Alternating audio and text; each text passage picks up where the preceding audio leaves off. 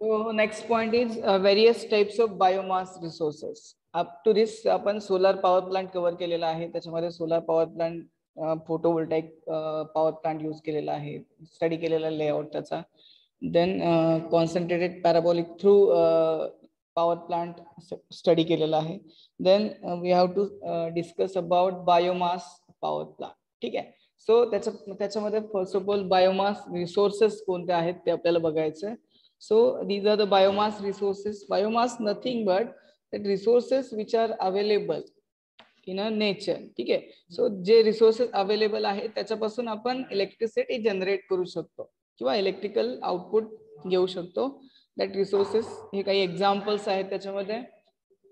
First of all main basic example आहे याचं bagasse. ठीक आहे. बगॅस नथिंग बट जे शुगर केन इंडस्ट्रीमध्ये म्हणजे साखर कारखान्यामध्ये जे वेस्ट आहे, ठीक आहे, शुगर एक्सट्रॅक्ट केल्यानंतर जे वेस्ट असतं fine you can say dry bagasse आहे किंवा वेस्ट मटेरियल आहे ते ऊसापासून जे चोथा बनतो you can say. So that waste product which is nothing but bagasse that can be utilized to generate electrical power. ठीक आहे. ते जे बगॅस आहे that we are using to generate electrical power म्हणजे ते जो प्लांट आहे त्याला म्हणतात को जनरेशन पॉवर प्लांट. ठीक आहे. सो बऱ्याच ठिकाणी तुम्ही बघितलं असेल जिथे शुगर इंडस्ट्री आहे म्हणजे साखर कारखाना आहे अशा ठिकाणी को जनरेशन प्लांट यूज केला जातो. आता को जनरेशन साठी ठीक आहे जो मेन फ्युएल आहे हे बगॅस बर्न केलं जातं. बगॅस बर्न केल्यानंतर त्याचं हीटचा यूज वॉटर हीट करण्यासाठी होतो. Water get converted into steam. That steam is passes over the turbine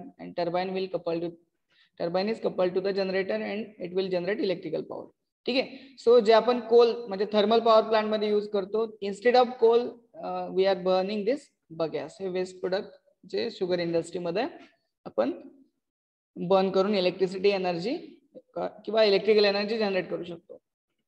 then next आहे ऍग्रिकल्चर रेसिड्युअल. ऍग्रिकल्चर जे काही वेस्ट आहे सच एज काऊ डंग झालं किंवा ऍग्रिकल्चर वेस्ट आहे जे फॉर एक्झाम्पल जे एखादा प्रोडक्ट काढल्यानंतर किंवा फॉर एक्झाम्पल जे मार्केटमध्ये आणल्यानंतर जे काही वेस्ट राहत आहे फॉर एक्झाम्पल शुगर केनचा जो पाला असेल जो रेसिड्युअल असेल that can be utilized as a fuel which is nothing but biomass. ठीक आहे. देन फॉरेस्ट्री रेसिड्युअल म्हणजे फॉरेस्ट मध्ये जे काही ट्री ब्रांचेस आहेत ट्री लीव्स आहेत so that are the residual in the forest and that can be utilized as a biomass resources. ठीक आहे. then next trees and crop plantation. so जे क्रॉपचं waste material आहे trees waste material, branch, leaves, so that can be nothing but your biomass resources. Then dead trees and tree branches already discussed kele.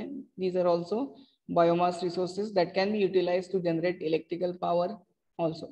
Okay. So then wood processing industrial waste. The wood processing industrial waste म्हणजे fine जे wood particles आहेत fine म्हणजे wood cutting केल्यानंतर जे finest powder राहते that can be utilized as a biomass resources. Same food processing industrial waste जे काही industrial waste आहे फूड प्रोसेसिंग इंडस्ट्रीमध्ये फॉर एक्झाम्पल कोणताही फूड प्रोडक्ट घेतला त्याच्यामध्ये ते food product for example juice industry आहे तर ज्या फळांपासून ज्यूस तयार करतात सो त्याचं जो रेसिड्युअल आहे जसं जो बाय प्रोडक्ट आहे जे वेस्ट आहे that can be utilise as a biomass. Then next is residential commercial and industrial waste. जे आपण रेसिडेन्शियल वेस्ट किंवा जे काही आपण वेस्ट प्रोडक्ट म्हणजे घरामध्ये जे यूज करतो ते आपण डस्टबिन मध्ये टाकतो तर दॅट डस्टबिन मधला जो पूर्ण गावामधला जो कचरा आहे किंवा जे काही वेस्ट आहे दॅट कॅन बी कलेक्टेड. तो कलेक्ट करून आपण त्याला सॉर्ट आउट करून प्लास्टिक वेगळं करून आणि बाकी जो वेस्ट आहे ठीक आहे so that can be utilise as a biomass resource. ठीक आहे. देन नेक्स्ट आहे पील. पील नथिंग बट सांगता येईल कोणाला पील काय असतं साली. ठीक आहे. केळांच्या साली. ठीक आहे. So that can be utilise as a biomass resource. ठीक आहे.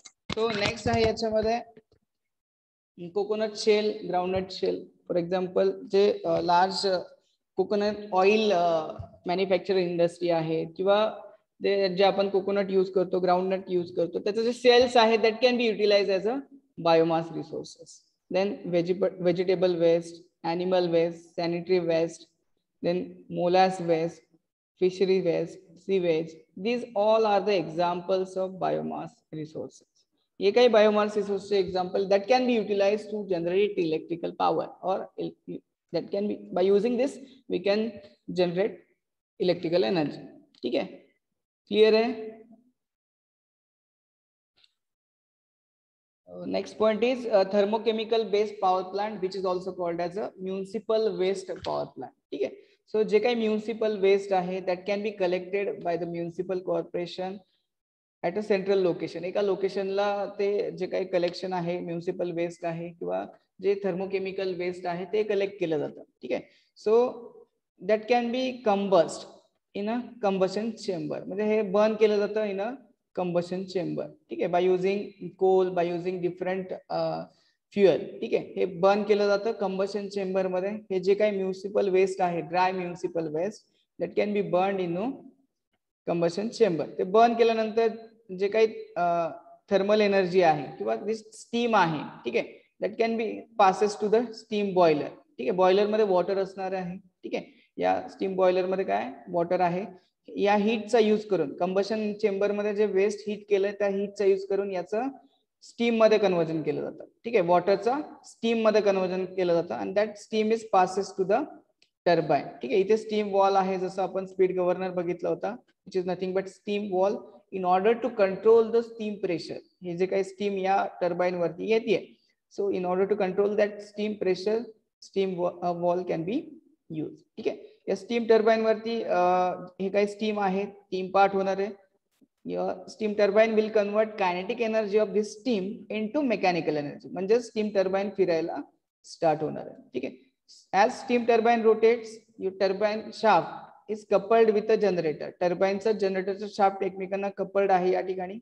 So this generator will convert this mechanical energy into electrical energy. That means जे काही मेकॅनिकल एनर्जी आहे, टर्बाइन फिरतोय त्यामुळे जनरेटर फिरणार आहे, that will convert that mechanical energy into electrical energy. ठीक आहे, सो हे जे काही इलेक्ट्रिकल आउटपुट आहे that can be utilized, म्हणजे आपल्या घरापर्यंत through transmission distribution lines through आपल्यापर्यंत पोहोचवलं जातं. ठीक आहे, आता या टर्बाइन किंवा जनरेटरचा जर स्पीड कंट्रोल करायचा झाला तर काय करणार आपण, सिम्पली स्टीम वॉलचा स्टीमचं प्रेशर इन्क्रीज किंवा डिक्रीज करा. फॉर एक्झाम्पल आपल्याला जनरेशन इन्क्रीज करायचं, इलेक्ट्रिकल आउटपुट इन्क्रीज करायचं, तर काय करावं लागेल, या केसमध्ये स्टीमचं प्रेशर इन्क्रीज करावं लागेल. ठीक आहे, सो स्टीम प्रेशर इन्क्रीज करायचा म्हणजे हा वॉल मॅक्सिमम ओपन करायचा.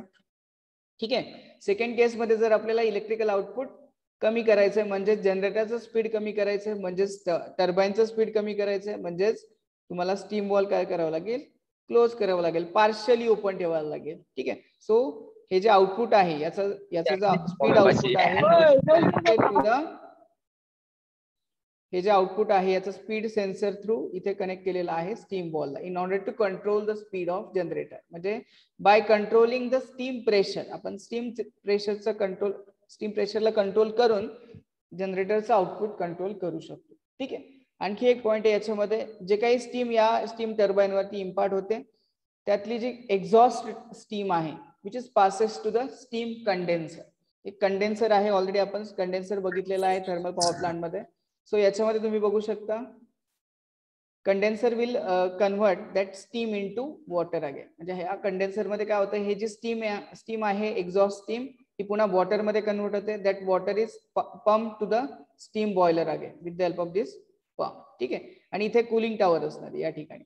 ठीक आहे, कूलिंग टॉवरचं फंक्शन आहे, इथे कूलिंग टॉवर मध्ये काय केलं जातं, वॉटर स्प्रे केलं जातं आणि that water is cool down and again passes to the condenser, आणि कंडेन्सर मध्ये जे वॉटर आहे that passes to the steam boiler again. ठीक आहे, आता इथे एक पॉइंट राहिला, कंबशन चेंबर मध्ये जे आपण म्युनिसिपल वेस्ट बर्न केलेला आहे that exhaust gases is passes to the pollution control. आता पोल्युशन कंट्रोल मध्ये काय, आता तुम्हाला माहिती आहे पोल्युशन कंट्रोल बोर्ड आहे महाराष्ट्राचा किंवा इंडियाचा.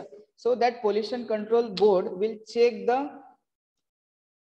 Level of that pollution. Level check करतं म्हणजे काय, त्यातले जे काही एक्झॉस्ट गॅसेस आहेत त्याचे ते गॅसेस चेक करतात. ठीक आहे, म्हणजे त्याची विदिन अ लिमिट ते पोल्युटंट आहेत का नाही, त्या गॅसेसमध्ये जे गॅसेस आहेत ते विदिन लिमिट आहेत की नाही. जर विदिन लिमिट नसतील that will again filter out. मग ते पुन्हा काय केलं जातं, फिल्टर केले जातात. Then before passing the environment, जे एन्व्हायरमेंट सोडण्याच्या अगोदर that pollution control board will check the gases or test analyse that gases. ते अनालाइज करतात before passing to the environment. आणि जर लिमिटच्या खाली नसेल, लिमिटच्या पुढे असेल, that will again filter out. ते फिल्टर करून एन्व्हायरमेंट मध्ये पास केले जातात.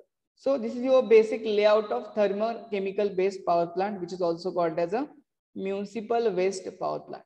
ठीक है.